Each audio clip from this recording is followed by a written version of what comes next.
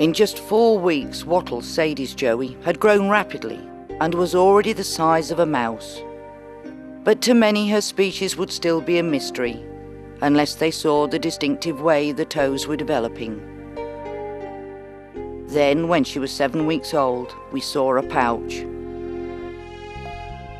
She was Roo Gully's first female Joey.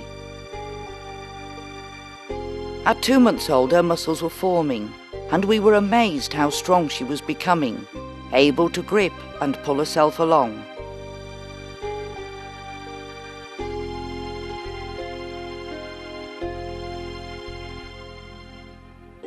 But she still had the appearance of a fetus, and to us that's exactly what Wattle and Tingle really were, animals growing and developing inside a pouch instead of a womb.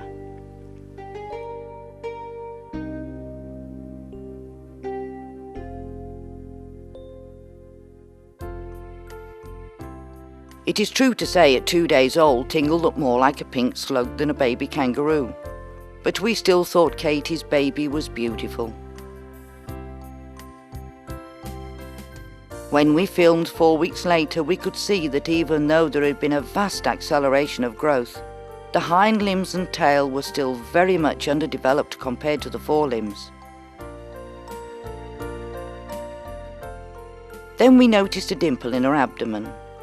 We assumed it was the beginning of a pouch, but we were too inexperienced to be absolutely sure we had another girl.